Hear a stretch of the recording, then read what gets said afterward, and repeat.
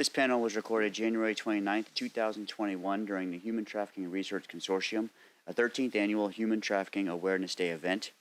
The panel, titled Empowering Parents and Educators to Disrupt Child Exploitation, is moderated by Ms. Melissa Anthony. Welcome everybody. It's 2:45 on a Friday, so that just affirms for me how much you also care about this topic and want to be a part of truly empowering our educators and aligning ourselves with those who really are on the front lines with our students on a daily basis. And I'm very excited to personally hear from all of our panelists. I've had a little bit of privy to what they're going to share. So have your pens ready for taking notes, and glad that this is being recorded as well, so you can really just be present with the message. When I first had heard about Paving the Way, and I realized that we have people who are willing to speak face to face to our students, that was the real aha moment for me and what made it stand out from different organizations, because I feel like there are a lot of people who will talk to parents and talk to community groups, but few who are brave enough to look a middle schooler in the eye and talk with them about something that truly impacts them. So glad to be a part of it, and excited to introduce you now to some of our panelists who have been each individually perfectly picked for this panel because they have unique perspectives. And I'm going to take a moment to just introduce you to everybody. And so I'm going to start with you, Principal Jordan Rodriguez. Jordan currently serves as the principal for Seminole High School out in Sanford, Florida, the third largest school in the state of Florida, serving 4,300 students. Also has the experience with a middle school, previously with Rock Lake Middle School, also out in Seminole County and Longwood. In fact, all 17 years of his experience comes from Seminole County School. He is a UCF graduate, Go Knights, earned a bachelor's degree in TV and radio broadcasting with a master's and a doctorate in educational leadership. So thank you for being here. And next I'll introduce Dr. Tina Calderon.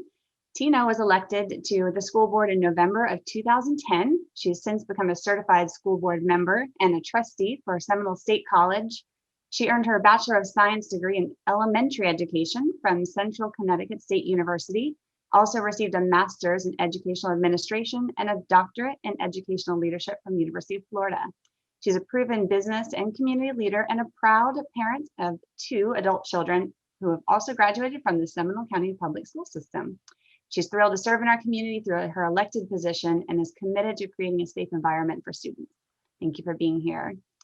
And Dr. Sajja Patel, I'm going to refer to as stage. It is a friendly Friday afternoon.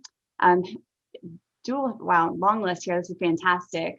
Dual board certified in reproductive and endocrinology, obstetrics, and gynecology, on the faculty at the University of Central Florida College of Medicine, and serving as the medical director for the reproductive medicine at Advent Health Celebration. And most importantly, the hat that she's wearing today, she's the mother to 2 teenage children and truly believes, like me, in educating and empowering the next generation who are going to lead us into a better and safer future. I'm right there with you. And then last but certainly not least, Dr. Katarina Rosenblatt. I'm going to also call my friend Kat as well. Kat has a personal testimony of overcoming human trafficking and abuse from the time she was just 13 to 17 years old. With many triumphs and unbeatable obstacles, her testimony is an absolute inspiration to women everywhere. Some of these achievements include: she is an author, an international trainer and speaker, a survivor leader and federal consultant. She's the founder of There Is Hope for Me, an anti-human trafficking nonprofit providing survivor mentoring and support and talks to schools all across the nation. She's created a nonprofit from survivors to survivors of human trafficking, which provides peer mentoring, rescue and restoration, operating in Florida and California. In addition, she created a survivor to survivor life coaching program. With over 10 years of experience working with survivors of sex and labor trafficking and also domestic violence, she continues to work closely with legislation in both the United States and Europe, with a law degree in international law and a PhD in conflict resolution. And she continues to train public schools and universities speaking to at-risk youth and survivors. As you can see, we are in very, very good hands across the board here, and I'm excited to introduce them with each with their different perspectives. So thinking of where we're starting today in this particular event, we're talking about how to empower educators again to stop child exploitation. and really looking at exploitation in terms of anything that's really done to use a child for the profit, the gain, the gratification of somebody else. And to narrow that lens, we're going to focus that really to child sex trafficking in terms of this event, but even more narrow into the schools as kind of our platform and our gateway to reach kids in different ways. So I'm going to maybe just kind of start with you, Principal Jordan, if I can. So I'm going to lean in to ask a question here, because I think I speak for a lot of people when I say that there are many people who believe it won't happen to me, right? What I see on the news, the headlines I see in my social media, it's easy to want to believe and maybe even truly believe that it doesn't happen in my community, it won't happen here, and certainly not in my kids' school. And so I would ask you, as somebody who sees hundreds of children on a daily basis, what would you say to a parent or a grandparent who might really think that? What would you say? It is definitely a misconception that it doesn't happen in our community. The I-4 corridor is a hotbed of trafficking activity, and that is due to several reasons. Your proximity to large-scale events. You've got International Speedway on one end in Daytona. You got Raymond James Stadium. You got Camping World Stadium right down the road here. Those are large venues. And when you think of trafficking, there's an example that Jan used once that was very fitting, that to your average person, when they hear human trafficking, most recently their mind goes to like Liam Neeson in the movie Taken. And that does happen, but that's not the most often manner at which it's going to happen. So you're looking at labor trafficking very heavily along the I-4 corridor. And there's some things to look for. Even our own county, Seminole County is a very safe community to live in. Some of the best schools in the state of Florida, if not the country. And it's a safe community. We have a great sheriff and sheriff's office with Sheriff Lima. And even he has a gentleman whose full-time detail is human trafficking. And he's busy. Maurice Edwards, I'm surprised he's not here with us. Maurice deals with human trafficking constantly. He's attached to an FBI task force. If anybody lives locally here, the Altamont Mall and surrounding areas, that's an area that's targeted for trafficking. And there are some indicators that lead to who might be more susceptible over others to trafficking, but rest assured that anybody could be a victim. Thank you. And, kind of going a step further, it's a tough topic to talk about, right? So I applaud everyone for stepping into it. And I know it's a hard thing to talk about along social, right? And some people aren't ready to hear that. And definitely in our own homes, it can be difficult to open that conversation. I can imagine it's especially hard to get folks in the school world, right, to embrace that conversation. But to ask you, who have been a principal of both middle school and high school, how critical of a conversation is it at the school level? It's very critical, and we need to have it. And I would tell my peers, not so much Seminole County, because I think we're starting to embrace the topic more and more, but I would tell my peers across the country, don't live in fear of a reaction that, the parents are going to push back on it. Kids need to hear this. And your target age is 11 to 14. That's your prime age, based on the statistics that have been shared with me. That's middle school age. So they absolutely need to know what it is. I was at How I Met Jan Edwards with Paving the Way. I was at a Chamber of Commerce event in Seminole County, and there was a panel of folks speaking about human trafficking, and they were talking about the prevalence of it here in our community. And I thought immediately, well, I need to bring somebody in to speak. And I got hooked up with Jan, who came in and left such an impression with our students. And we didn't even have all the students at Rock Lake Middle at the time here. And I put word out to the parents, this is who I'm bringing in. This is why.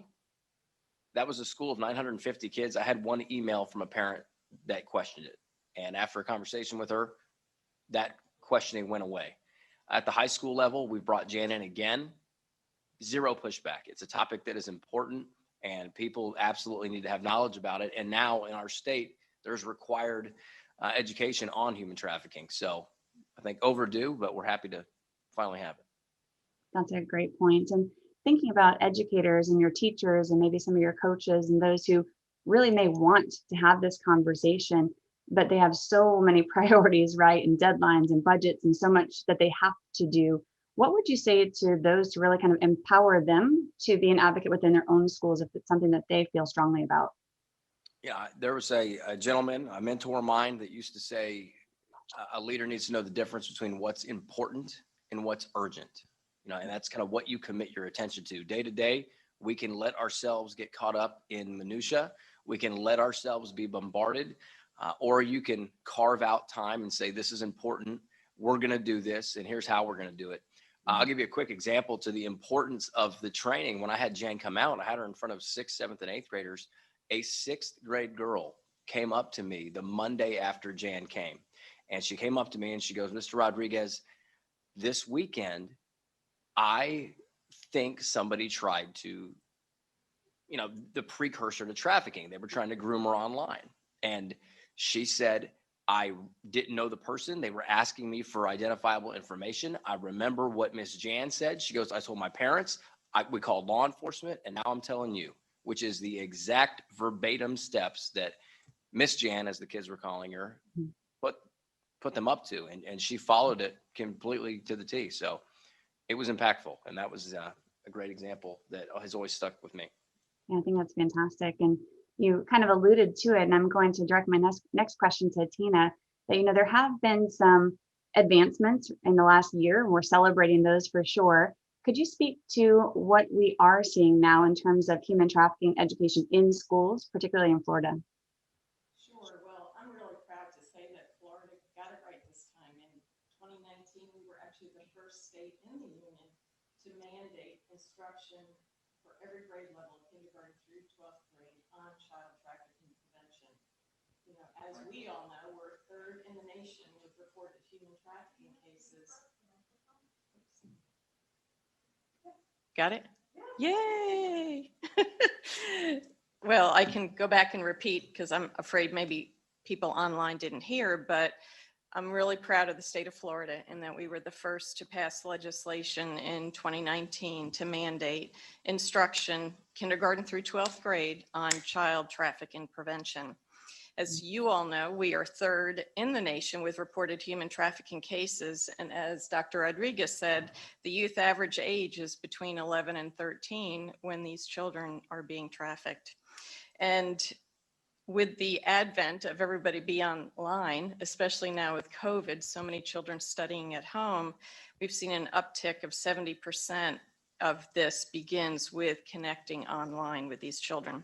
I'm proud to say that in Seminole County Public Schools, we have a great team that have developed curriculum for every grade level, kindergarten through 12th grade, and all of that is online, available for all of our teachers to use throughout the year.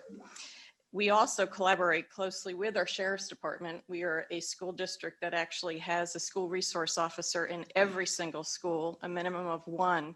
And we don't use that for crime fighting. We use that for prevention and education and building relationships, because at the core of this is building positive relationships to increase a child's self-esteem, to make sure a child knows where to turn if something is not going right.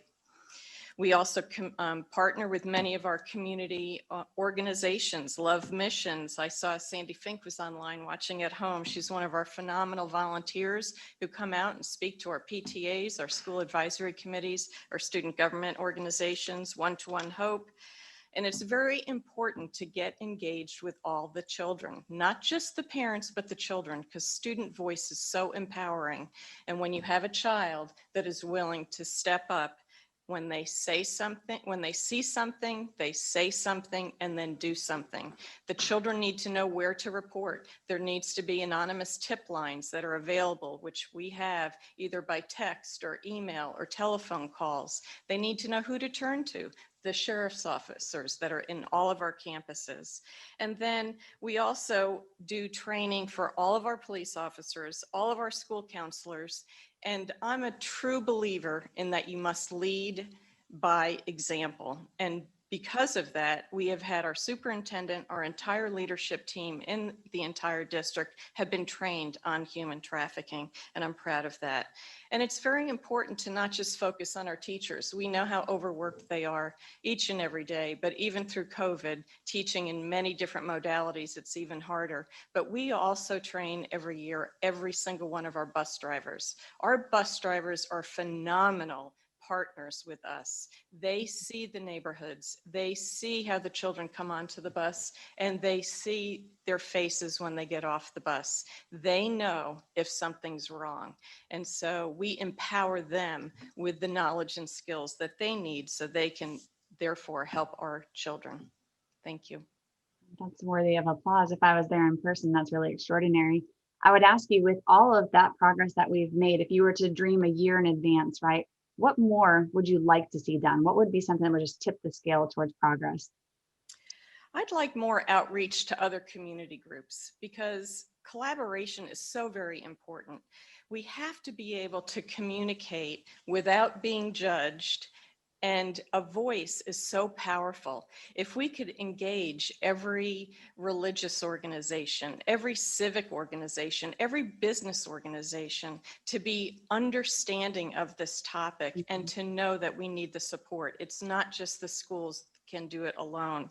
Additional funding statewide.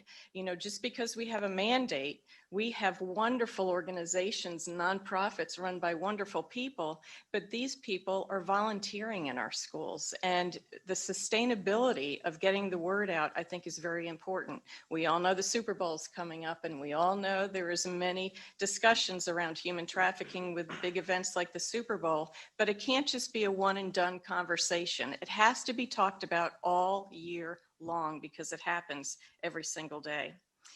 I think it's okay to talk about it with family members, with work members, and there should be perhaps a statewide marketing campaign, just like we did years ago about getting children to stop smoking cigarettes, how harmful that is. Until it's a safe environment that we can have these healthy conversations, it helps parents discuss it with their children, that they feel safe, and it's safe for children to discuss it among each other for not feeling ridiculed for bringing the topic up.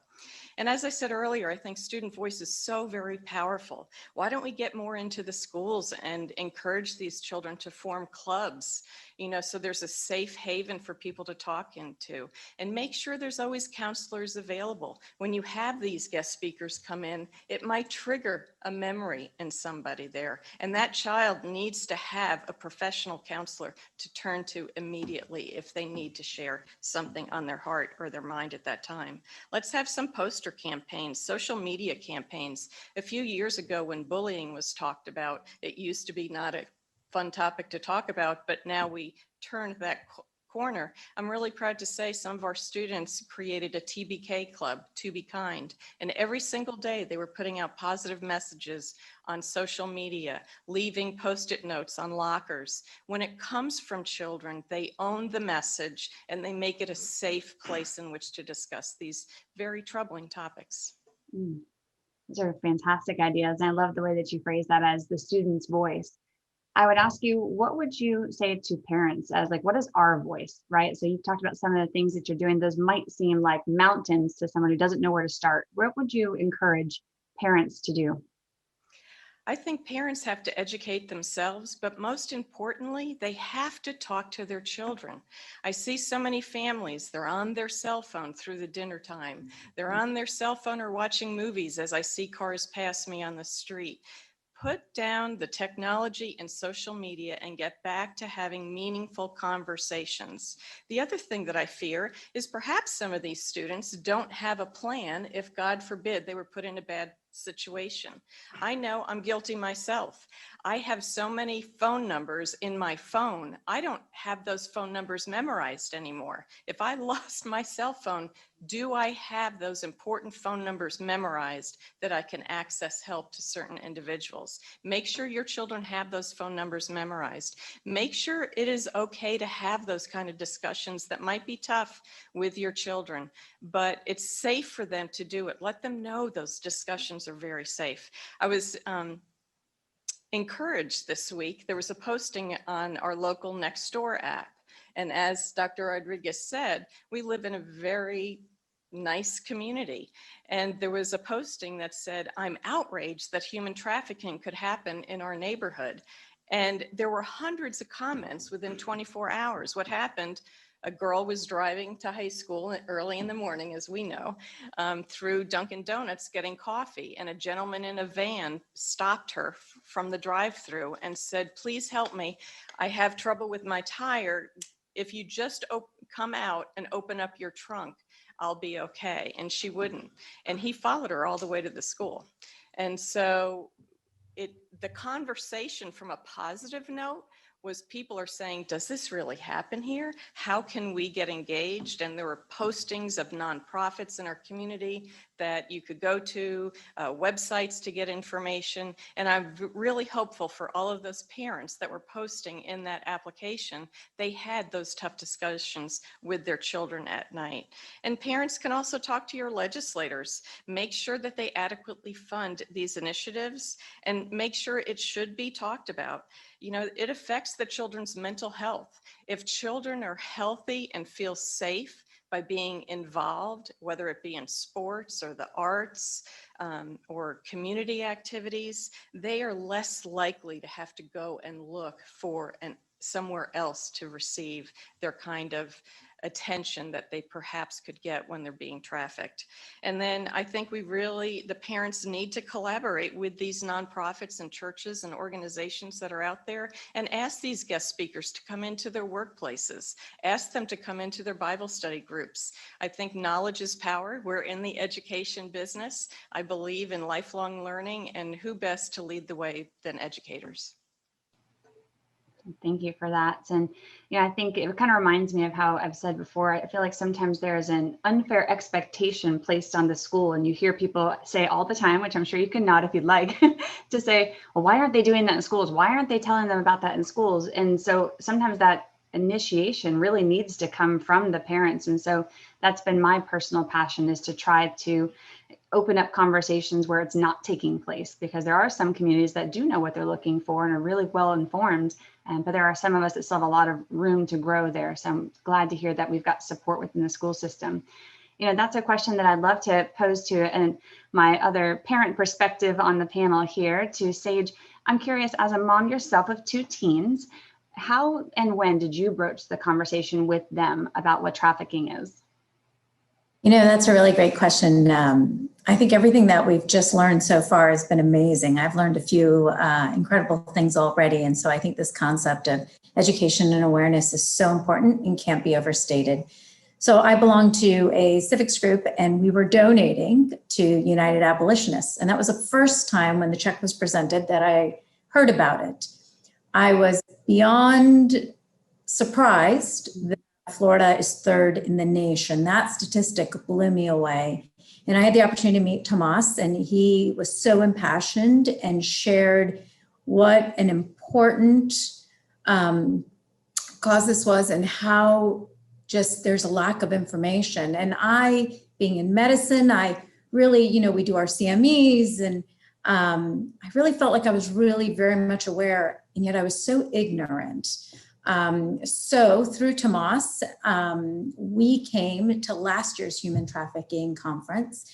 We learned so much. And when I went home, I just kind of asked the question to the kids, which was, hey, did you hear about that app where actually it doesn't even show up on your phone? You just put a code in and it lets you into a secret app? Or did you know you could ask for things online and friends pick those up for you? What threw me for a loop is I have children who go between one extracurricular to the other, and to know how much they already knew, how pervasive this was through every socioeconomic level, and to realize they were actually already educated was impressive. And it was just that moment where I asked these 2 questions. I normally would never have even known to ask the question. Started this huge conversation. And actually my children have thought it's important enough that my son, who's in middle school, said, Mom, I'll do what I can to make other people aware, because it's important. And it is an awkward topic, and it's a heavy topic. And I talk about sensitive topics all day, but I was really impressed with how the children's voice, this has been very articulately said, is so powerful, and that these children really just have the best of hearts if you give them the information and they can share with you what they have. It's also really important, I think, to empower them because as has been said already, it's going to be their voice that's going to educate everybody else. So if they have the right information and they're sharing it with their friends, then their friends have the right information. Because I was really impressed with how much they already knew. I thought I was coming to them with a whole cadre of information, and I was a little bit blown away with how their friends had already communicated with them. This is the app you want to be on. This is a dangerous app. Be careful of this. So that's how we started our conversation. It was more listening than the talking I'm doing now. And I think that's a great call to action for everyone here to pose that. Even if you have talked about human trafficking in the past, it does have to be an ongoing conversation. It can't be something that you teach and just expect that it just lives on forever, right? And I like how you've also kind of framed back to what Tina had said earlier of see something, say something, do something. I'm curious what you would give as advice to other parents, let's say, or grandparents, aunties, uncles at large, that if they've seen a presentation like this, right, and they want to say something, how do you kind of take that next step to actually getting involved and taking action? So I think that's actually a really great question, because I think this is a very important topic, and that the only way for us to address it is to expose it. It should be out in the open. It should not be something that's embarrassing or awkward to talk about. And the more we can talk about it freely and brainstorm and troubleshoot, the better we are. First is to become educated and be aware of the resources around you. When I wanted to get involved, knowing that there are incredible organizations like Paving the Way, United Abolitionists, and all the ones you see at the conference today are just there. And whatever you feel most strongly about, you can get involved with. But first, you'll start off with education. 2, listen to your children. They have a lot more experience than we realize. And then once you're educated, there's so many different opportunities to get involved. It may be just as much as posting, a fact on Nextdoor, or talking to your friends about it at church or at a club meeting. It may be something where you talk to other parents about it, or maybe you get your school involved to reach out to one of these organizations to bring them in to talk to the kids, talk to the church. And then as you want to get more involved, you can volunteer more. But it can be as simple as a post on social media, sharing an event like today on your social media feed, to as involved as you want to be, whether you're volunteering, you're donating, you're creating groups that'll come together. Another simple call to action, I'm a big advocate for sharing the wins too. Sometimes you only see people sharing the negative side, but we have to really kind of reinstill that there is hope out there. And that comes when we actually celebrate, a bust like we heard you all describe earlier, or legislation passing something. So we have to remind people that we are moving the needle. So another great call to action. So taking maybe off your mom hat just for a moment, putting on your physician hat, I'd love to kind of hear from you a little bit about how your perspective has changed, and maybe what you would kind of put out there to other people who are in the medical field of kind of what to look for and observations that you're making now that you're aware, how you'd kind of put that in that specific demographic. Sure, I think that's a really great question. So in my particular specialty, I am usually dealing with patients who are seeking out fertility services. So I don't always come across this specific demographic. With that being said, I'm really impressed with our medical profession in that over the last few years, we're all required, no matter what your specialty, to take CMEs for human trafficking. Otherwise, you just can't get recertified. You can't renew your license. And I think that's great, because there is advice that's applicable to everybody. The most important thing I learned from my CME this year is that really it's important that we put aside any perceptions or assumptions that we have about human trafficking, become educated, and then create a relationship with your patient. Because that is the only way. If you don't worry about what happened, where do we go from here? It's, I need to connect with the patient in front of me so I can be their best advocate. I can create the opportunity to ask them questions and therefore create the opportunity to be able to help them. I think that's probably the most important thing that I've learned, and I think every specialty can take with them. Our CME is pages long of symptoms to look for, signs to look for, the way a patient will share a history with you and how that may give you a clue that maybe they're being trafficked, the different physical signs to look for as well. So there's lots of clinical information, but to me, the most powerful is no matter what you're thinking, just find a way to connect with that patient in the 5 to 10 minutes that you have. That's really well said. And, kind of thinking now that you have been exposed to it and you've taken it on yourself to become educated professionally and personally, are there things that you feel like because you're aware you see differently that maybe you would have dismissed otherwise? Is there like kind of a blinders off kind of moment? Sure. So this was something actually I just recently learned about, that I was impressed with how educated many of these groomers are before the trafficking process starts. Things like knowing somebody's anatomy, knowing that if you can touch someone where they have an increased number of nerve receptors, the inside part of the wrist, the ankle, the inside part of the foot, even non-genital areas, that kind of sort of sets that expectation of this feel is okay. It's not okay. And yet it's not inappropriate. If someone rubs the inside of your wrist in a public area, you'd never think that would be inappropriate. But yet that has so many nerve receptors, it sends off that same kind of sense of discomfort for someone who's not comfortable with it, and yet starts that kind of pre-departure or that grooming that you see in this pathology. It's very simple things like this. And that's where conferences like this conference today, the not-for-profit organizations, all of our educators are sharing with us, and we need to be really open and listening, and then we need to be collaborating on a multidisciplinary level. I knew the anatomy and the physiology. I didn't realize how it was being so terribly manipulated in a way that could publicly start that grooming process. And yet now that we know that and we share that, hopefully it makes other people aware as well. Yeah, thank you for that. I had just recently heard that myself too, and it was another new lens of something to be looking for. As a parent, I'm very happy to hear as I go still at that pediatrician level, right? Mine are just kind of in their 13 and 15. And so I will hear some of the questions that the clinical team are asking. And I'm really encouraged to hear them asking, even at that age of like 9 and 10, they were starting to ask questions that would have opened up a door to establish them as a safe place if they had something they wanted to disclose, someone other than to me, which was really reassuring.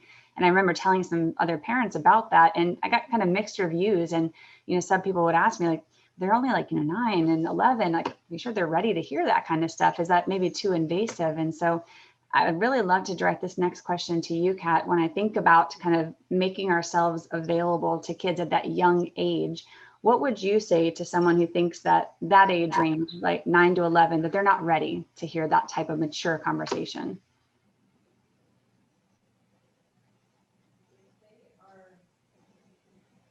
Can you hear me? Yes, ma'am. If they're old enough to be sold, they're old enough to be told. And you can quote me on that, because somebody needs to tell them. And if you as a parent are not telling them, they'll hear it from someone you don't want telling them. So absolutely. That's powerful. Figure out how to tell them at an age appropriate level. But definitely have the difficult conversation. That's really powerful. I'm going to write that down later. Even thinking back with your own experience, as I shared earlier, having experienced trafficking at such a young age, what do you wish that someone would have said to you? What do you wish you knew? Well, not only was I trafficked in my middle school, but I went back in 2012 as the first nonprofit to do outreach in the public schools in Dade County and Broward County. And kids started coming forward by the droves. There was 300 students I spoke to, and out of those, 19 cases came forward. Working alongside the FBI, we were able to report them because at that time the schools were not equipped to know how to deal with them. And we found that 1 in 3 middle schoolers were being recruited and 1 in 9 high schoolers. So what that told me was that kids were hungry to tell somebody something, but the people who were in charge didn't know how to receive the message at that time. We didn't have, experts like we have on our panel now who are equipped and educated. But children want to know, and I wanted to know, and it's not fair not to tell them. It's not fair to give them so many tests and exams and other things, sometimes they will not even use in real life when there is a real issue targeting them today that they deserve to know the truth about. They deserve to know how to be protected. They deserve to know that there are scam artists recruiting them online in their schools. The kids that I talked to who are being recruited were being recruited peer-to-peer recruitment, which is the #1 form, and social media, false friends, false relationships, false boyfriends. You know, my daughter, when she was a freshman in Valencia here in Orlando, through a family friend, she was being recruited. I saw the trafficker. As a parent, I saw this woman coming to our house and I could tell immediately what she was. Don't be afraid to have the conversation with your kid, whatever age they are, from elementary to college. Thank you.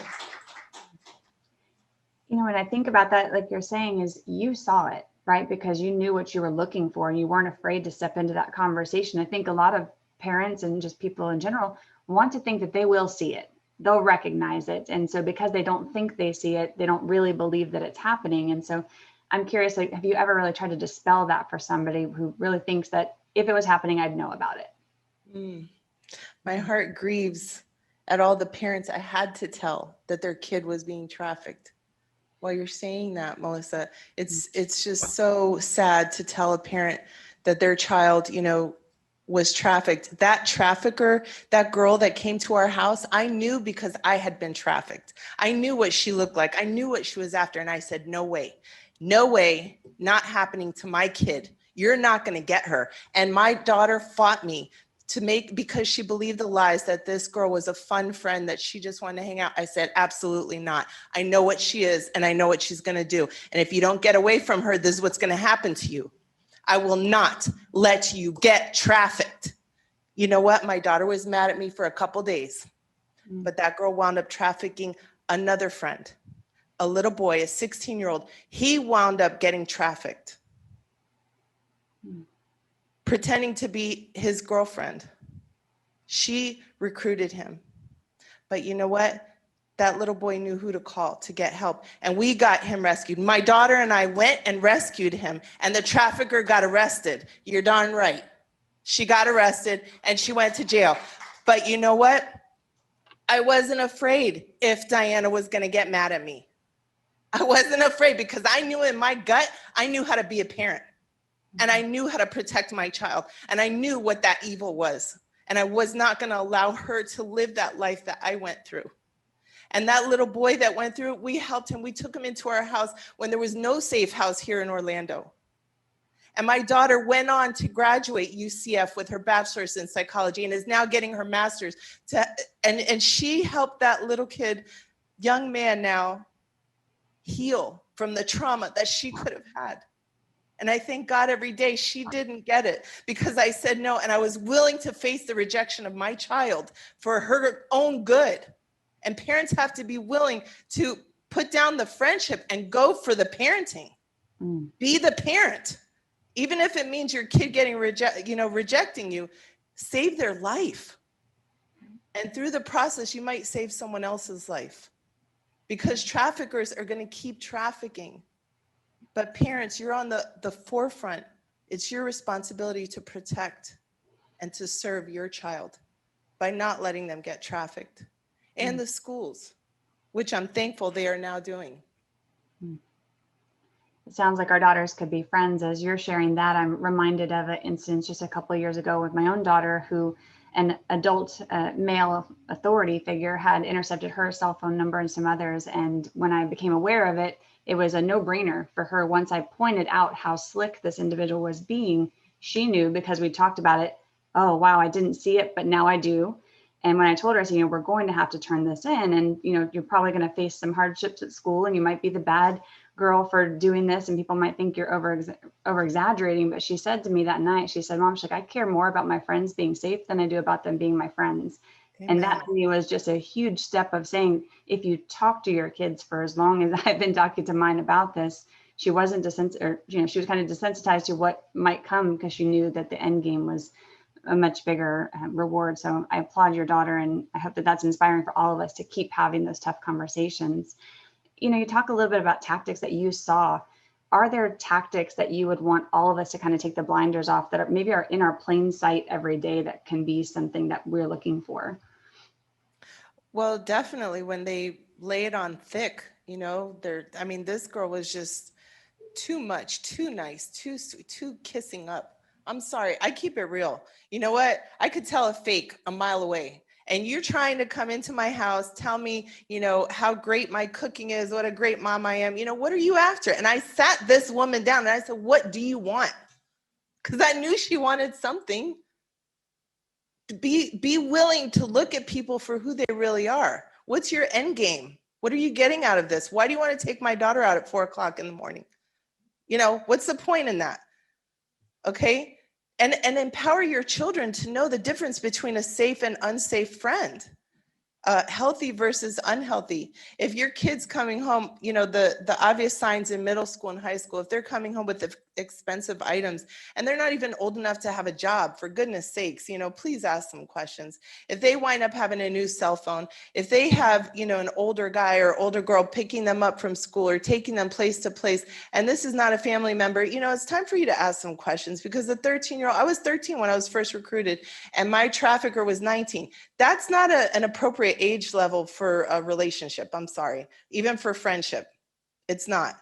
Okay. You got to ask the tough questions, and you got to get involved in your kid's life. If you see their behavior, we just watched a documentary, Taking Innocence Project. If you see your child coming home with odd behavior, they're different, then your child. Get involved. Ask, why is this behavior? Why are you angry? Why are you rebellious? When I got trafficked in my middle school, my behavior changed. They were giving us drugs. I was missing. I wouldn't come home. I stopped respecting my mom. I stopped respecting myself.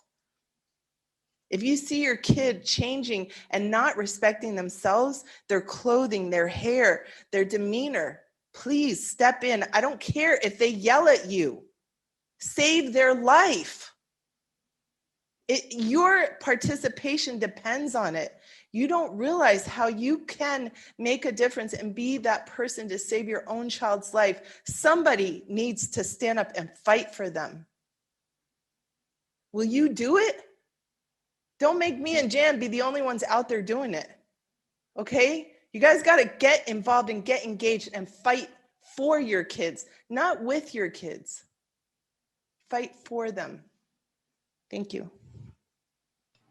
I think that's such an important reminder, not just for parents, right? Because we know our kids, but a lot of our teachers spend as much time in the classroom with our students on a daily basis. And so really reminding our teachers that when a child is not the same as they have been in their past, and recognizing who, even in their own schools, who to turn to, and to recognize that it could very well be trafficking, not just, some phase they're going through or puberty, but not to dismiss that. And so if I could ask you just one last question, Kat, like to go back to 13-year-old Kat, what could have been done? Where was the opportunity that you would look back and say, like, things could have been maybe done differently? Definitely the vice principal, Jordan, when I got kicked out of JFK, my middle school, because they planted drugs in my purse, and I'm not going to share my whole story. Here's the book, Stolen, just plugging it. You guys can get it on our website. And I have some copies here, but when I went back to my middle school after escaping my second trafficking experience, they planted drugs in my purse to let me know what would happen to me if I ever told anyone. I didn't want to get in trouble, so I didn't tell on them.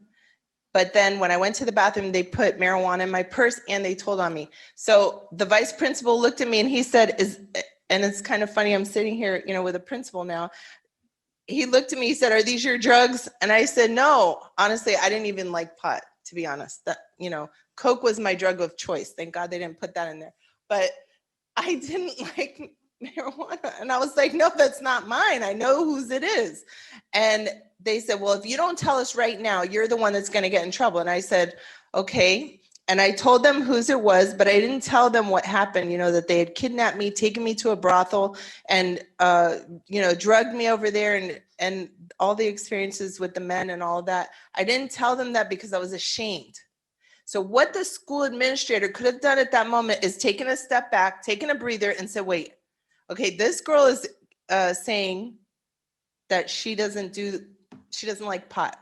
This isn't hers. There's something about this she's telling me the truth about. I don't know what it is, but I'm going to find out. If he would have asked more questions, or been more compassionate or more understanding, like, Principal Jordan, if he would have just taken a minute and said something in this story is not adding up. Instead, what he did is he said, I'm going to suspend you for 3 days, and I'm going to talk to the other girls, and we're going to get to the bottom of it. What that basically did was put a bullseye on my head, because then they bullied me, then they targeted me. I wound up dropping out of school, and I could never go back to normal school life. I was so traumatized. My mom had to try to homeschool me, and from then on, I was targeted and labeled as a snitch.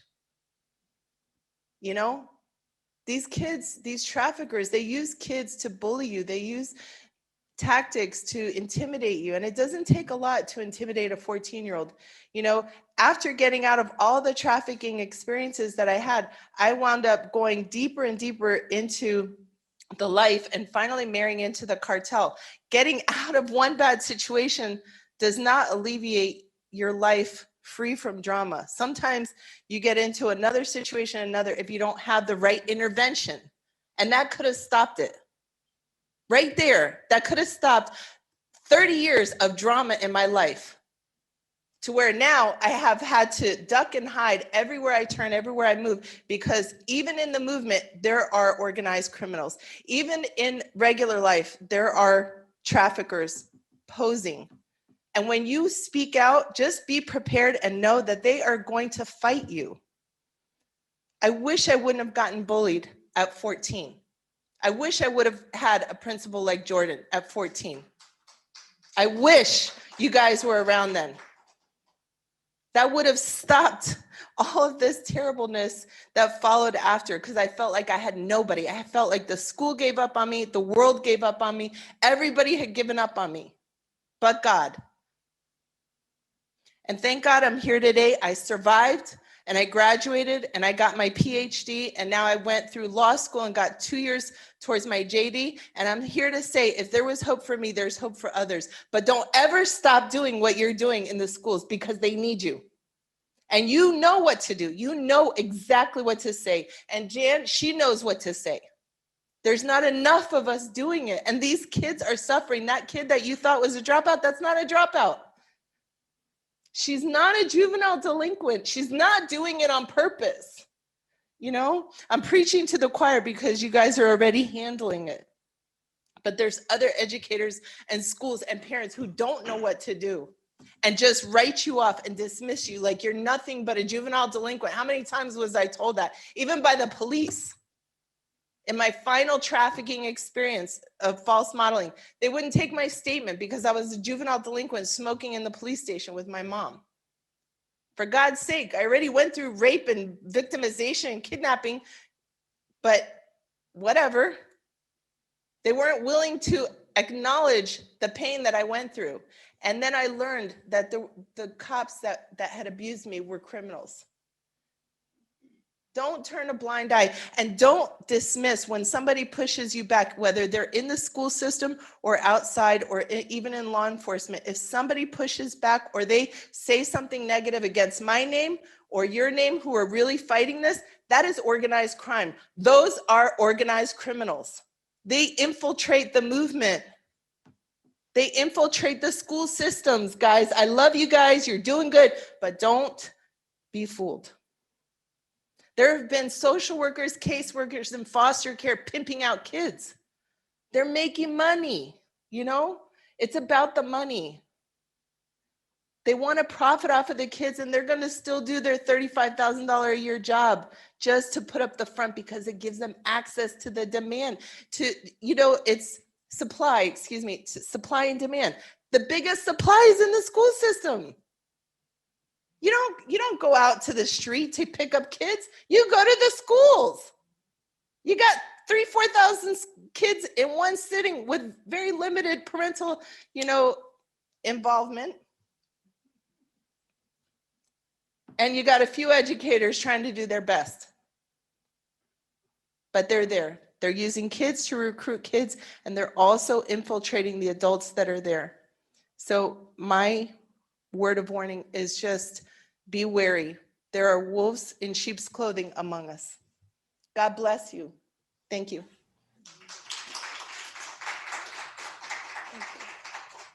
Your story gives me incredible hope. I purchased my book this morning and I can't wait to tackle it as well as my daughter. And I know that you've got some on sale there, right, in the facility and then online as well. I understand we even get some autographed copies. So that's one area that I look forward to kind of broadening my own horizon and sharing that as well. I plan to get one and give one as well. So thank you for that added perspective. I feel like I'm on the edge of my seat of really hearing those steps you took towards victory. And I think that's a perfect segue to how I really would love for us to close is that message of hope. To see you sitting there, to hear some of the things that you're doing, Kat, gives me so much hope. And so maybe I'll go to you first, Sage, if I could, and ask you from your parent perspective, what would you hope that listeners, both in person and on Zoom today, would walk away and carry with them from today's presentation? I think you're still on mute, though. There you go. Thank you. That was incredibly powerful, and I'm not really sure I'll be able to effectively follow that. But I think as a parent, the best way to fight this is truly through awareness. I think the more we know, the more parents know, the more we communicate with our children and we bring light to this topic. It's something that becomes easier to discuss. It becomes something that's less shameful, that requires less judgment. And then that enables us as a community to really just kind of band around and protect our children so they can grow up and do what they're supposed to do and not feel like they're fighting on their own. Thank you. And how about for you, Jordan? I'm going to ask you the same question with your principal's perspective. I'm assuming you're fired up right now hearing the affirmation from someone like Kat. What would you hope that, we hear when we leave today? I think what Kat said, to reiterate several of the things you said, be the parent, don't be the friend. Know what your kids are doing. Do not be blind. There's something I call saint syndrome. Oh, my child would never do that. My child wouldn't lie to me. Yes, they would. The best kids will withhold information. They might not outright lie, but they will withhold information. Know what platforms they're on with social media. Social media, I've said it over and over, it is the best and worst invention of the last 20 years. Mm-hmm.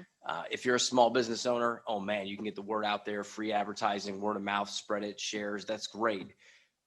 But the nefarious uses of it are widespread. If your kid is gaming, if you got a child that's a gamer and they're online with people all over the country and world and you don't know who they are, they can feed them all sorts of information. Same thing online.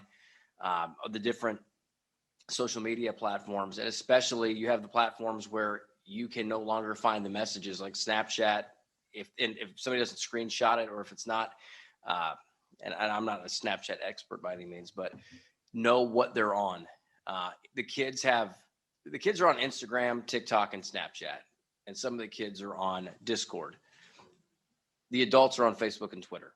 So know where your kids are, know where they're living online.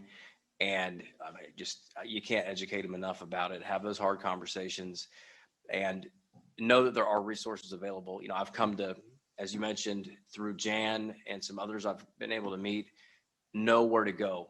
There's a human trafficking number that I have saved in my phone that if I ever see something, I know where to go. Having the relationship with the Seminole County Sheriff's Office, if I see something that looks off, matter of fact, just like you said, when you spoke to the kids in Dade County, when Jan came to school and spoke to the kids, she was just watching their body language and identified 2 people that we ended up pulling out. And sure enough, one of them was already in touch with Maurice with the Seminole County Sheriff's Office out of concerns for trafficking. We got to have great school leaders that think out of the box. Something that I learned from our superintendent, who I adore, and we only get him for a few more months. Most of the campus has my cell number, parents, kids, and they know if you need something, just say it. just text it immediately. And there's some people that live in fear of, I would never give my number to a kid. I don't want to be accused of being a pedophile. 17 years in, that hasn't happened. So, but the amount of positive things that we've handled immediately is incredible. So to my fellow school leaders, I would say, get yourself out there, know what the indicators are, and know who your potential victims are. I always joke with the parents during our orientations that the kids don't laugh, but the parents do. I offer a free service. And if I see your kid hanging out with kids that I think are leading them down a wrong path, you're going to know. You're going to get a phone call. The kids know. If I see you hanging out with a crowd that isn't leading you to good, mom and dad are going to know. So be prepared to answer that question. But that's all I got. To your table mate, Tina, I'll ask you as well. What would be your hopeful message that you would want us to take from today? Well, I think we have to lead by example, right? We have to listen, we have to learn so we can be effective leaders. We need to be aware and we need to share. We can't harbor this kind of information, be the only people that know about it. And everything forms down to relationships. If we are not forming those positive relationships with the students, somebody else will. We need to make sure that every child has a caring adult on campus that they know they can trust 100% of the time with any sort of conversation. It behooves us to make sure that we put ourselves out there, whether it be cell phone number or not, but it's true relationships. It's not just emails. And I think we have to lead from a policymaking standpoint to make sure we put our money where our mouth is, right? Or put rules in place that say we're not joking. For an example, every employee has to wear an employee ID. On the back of it has the 1-800 number to call. You can't make it any easier. Every employee knows it is their job to make that phone call. Every one of our students, we have posters and banners in every school with anonymous text numbers, anonymous emails, anonymous phone call numbers. We have to make it easy, and we need to meet the people where they are. We need to make sure that we collaborate with the elected officials, with the law enforcement, with the families, with the schools, because together we can conquer mountains, but apart we can do so little. So under this topic at this time, we need to all come to the table and work for what's best for our children, because without our children, we have nothing in the future.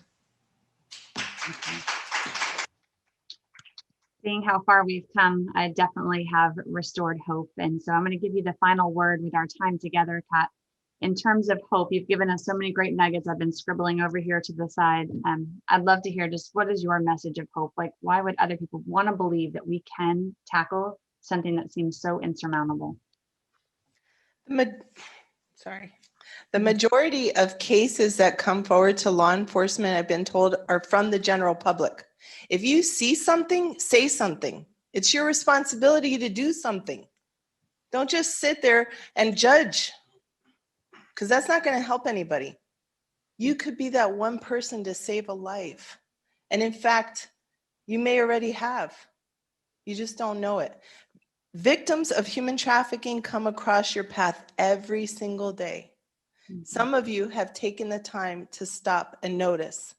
Make a film, make a comment, make a movie about it, write a book about it, create legislation about it, do a Zoom about it, do a conference about it. Thank you for all of you who have done your part.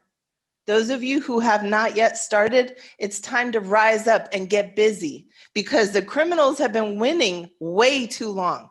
If this happened to me when I was a kid, and it's just now coming to the surface that Florida is the first state in the country to require trafficking training in schools, I mean, my gosh, what does that mean? 300 kids in a small district. I compared the numbers. If that is any comparison to nationwide, that's 1 million kids being trafficked annually in our schools. That demographic, 300 kids, 19 kids being trafficked.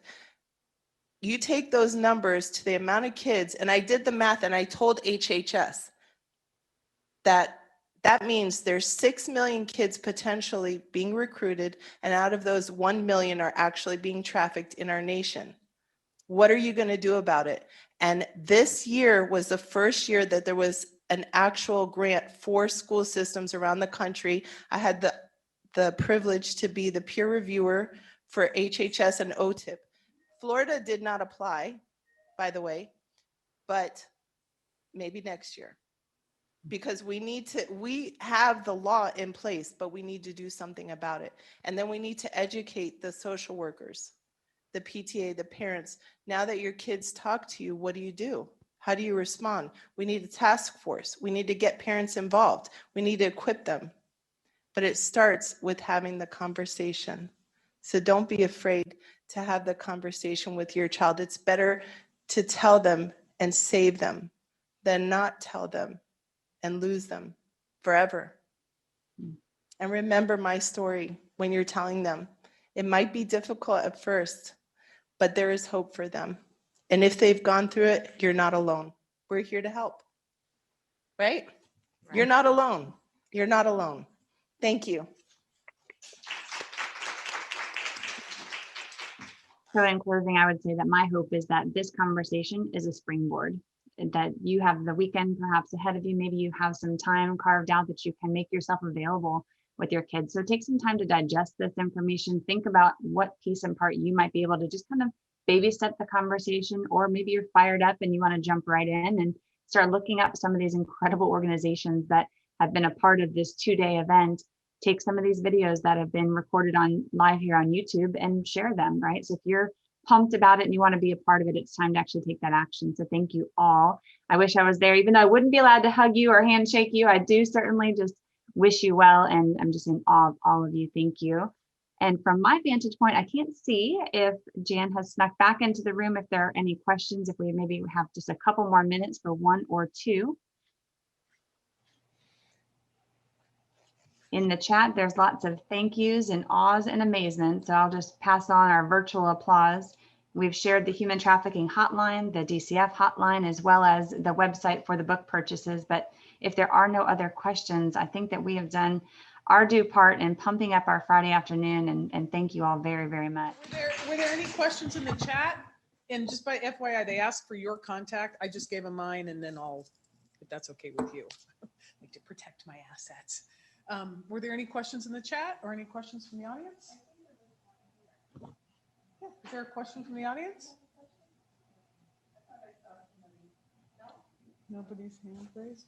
Well, you look, okay, you guys can't see me, but that's, can you hear me? It's really all that matters at this moment in time. So I wasn't here for a lot of it. I heard part of yours. I put part of yours on Facebook Live. All good stuff, of course.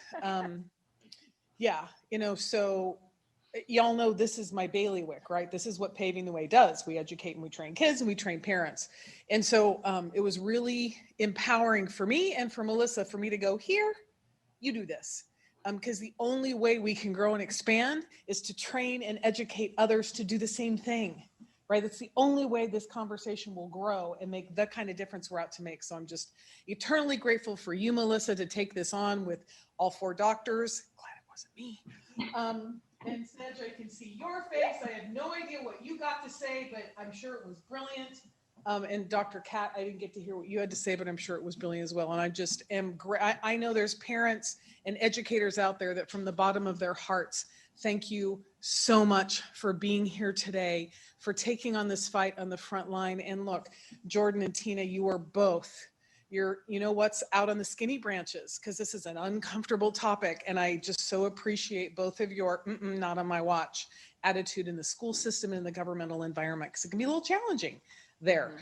And Kat, thank you so much for driving up and being with us. And Sedge, thank you for, I know you've got the physician side, and Melissa also is, because she works for Orlando Health. So thank you so much for being here. This wraps up this particular panel.